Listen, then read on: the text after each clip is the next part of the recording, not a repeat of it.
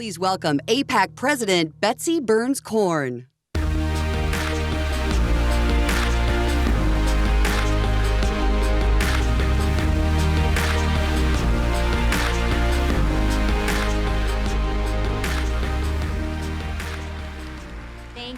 Thank you everyone, and thank you, Mort.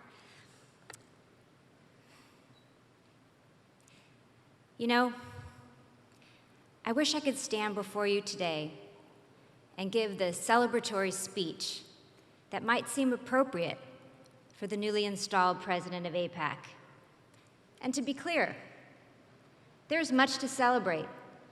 The strength of the U.S.-Israel relationship, the diversity of our movement, all of you here.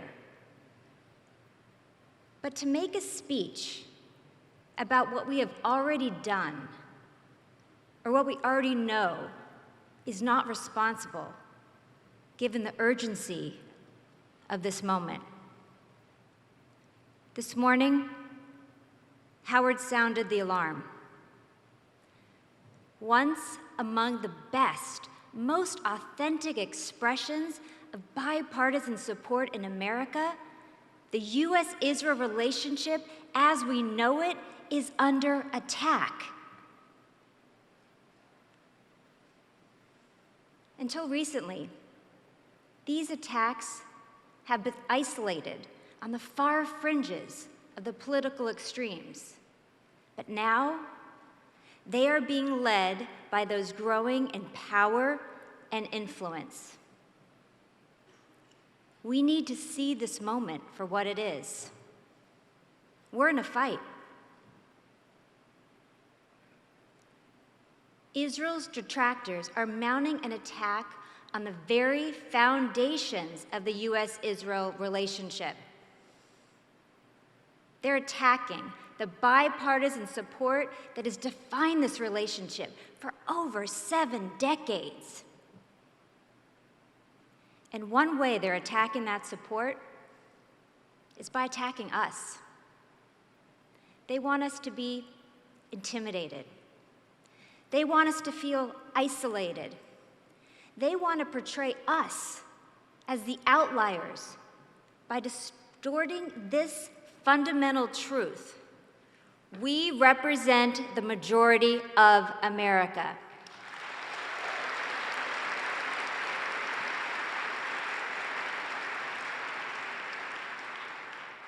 And I'm proud to say, we don't stand alone. Over the last week, leaders and activists from every corner of this country have stood with us and spoken out in solidarity.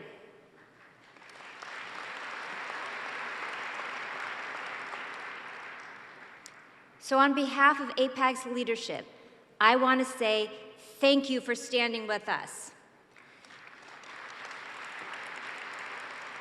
To the countless members of Congress, Democrats and Republicans in the House and Senate, thank you for standing with us. To the senior members of the administration, thank you for standing with us. To the presidential candidates who spoke out and who will speak to our conference, thank you for standing with us. To the tens of thousands of pro-Israel Americans who declare that you are AIPAC proud, thank you for standing with us. And most of all, thanks to all of you, the 18,000 people here in Washington, undaunted and undeterred, thank you for coming to Washington and for standing tall. We are all AIPAC proud.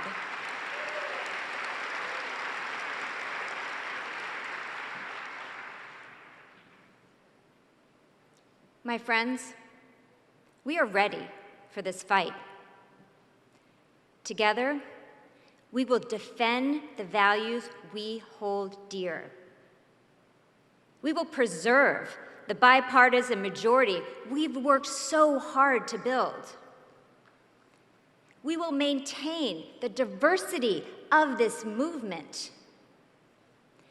And we will make the already strong ties between America and Israel even stronger.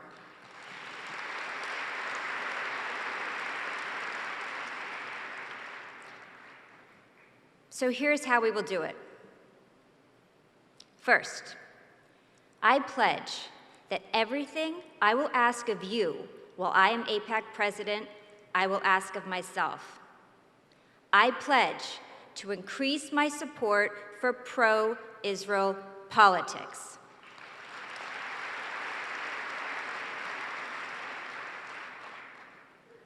One of the most effective ways to impact American support for Israel is to ensure our friends in Congress and our friends running for office have the financial support of the pro-Israel community.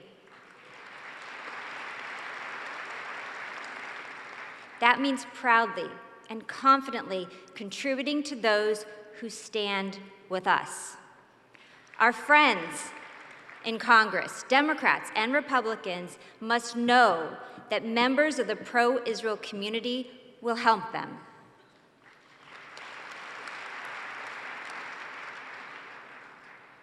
And those who stand against the U.S.-Israel relationship must know the pro-Israel community will work to defeat them.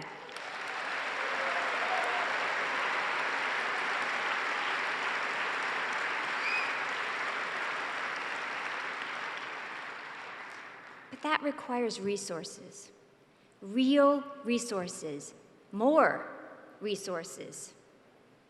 Today, I'm asking you to join me. Soon, everyone at this conference will receive an email from me asking you to do even more for pro-Israel politics or to get involved for the first time. By making a commitment today and giving what you can, we will impact this election cycle and this movement in real ways that will fundamentally shape the U.S.-Israel relationship. So I'm asking everyone to join me.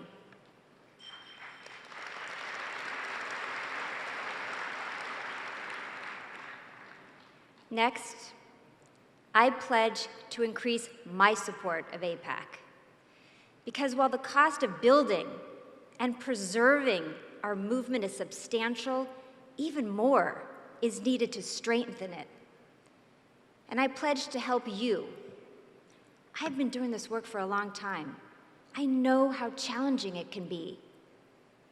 And in my first 6 months as AIPAC president, I will travel to Boston and Miami, to Chicago and Houston, to Dallas and San Francisco and Los Angeles, and throughout the Northeast. I will be there to support you, to organize with you, to fundraise with you, and to cultivate more AIPAC activists with you.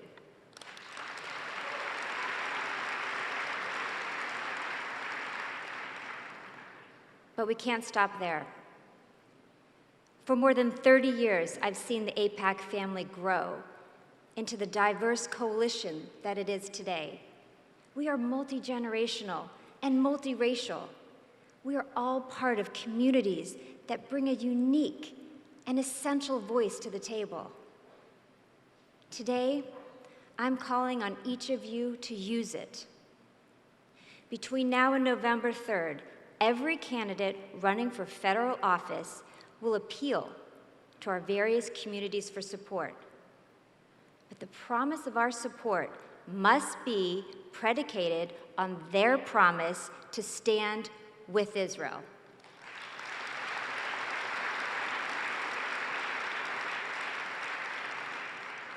To our students in this room, and I know there are many of you, 4,000 students strong at this conference.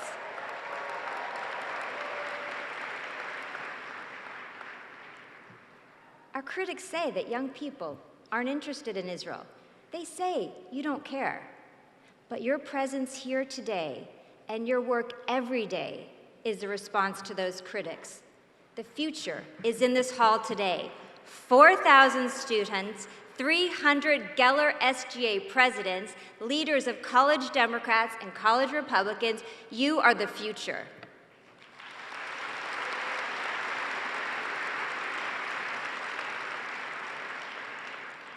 But not just the future. Your voice is critical today. Candidates are coming to your campus and looking for your help. And before you volunteer on their campaign, make sure they know you stand with Israel and that they must too.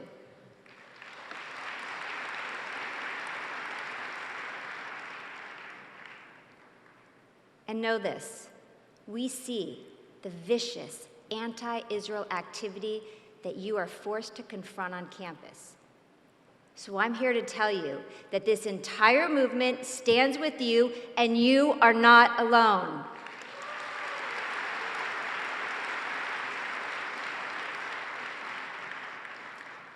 To our rabbis and pastors, our leaders in synagogues, churches, and religious organizations, you have standing in your communities and the unique ability to mobilize. I urge you to speak out about why support for Israel is critical in this election. Make sure your decision makers know that you represent a community that stands with Israel. Amplify your voice on social media.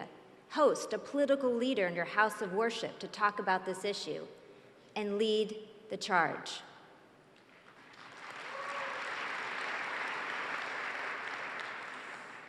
To AIPAC's progressive leaders, African American leaders, Hispanic leaders, and leaders in the LGBTQ community, you are on the front lines every day fighting for change. You are building coalitions of passionate activists, and your voice is essential. Our issue is an American issue.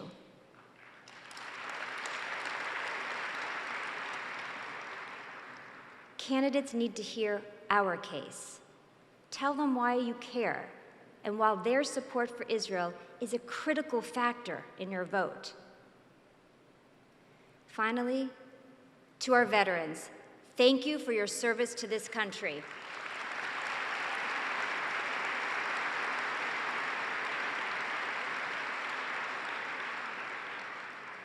You know firsthand why Israel is our critical ally in America's fight for freedom.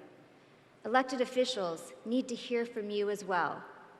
Speak with them and stand with them as they stand with us.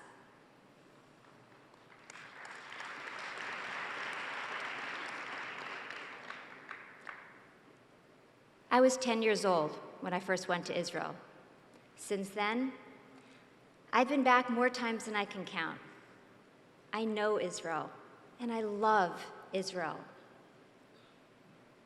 So when our detractors spew lies and smear the place I love, I get angry.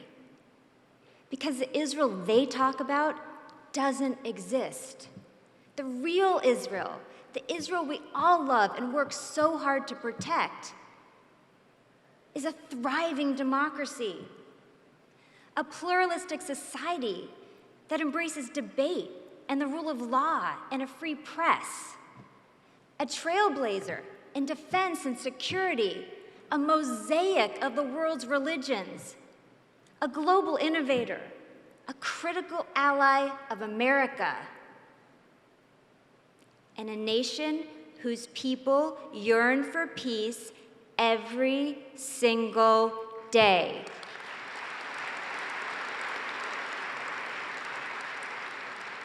That is the Israel we know and the Israel we are fighting for.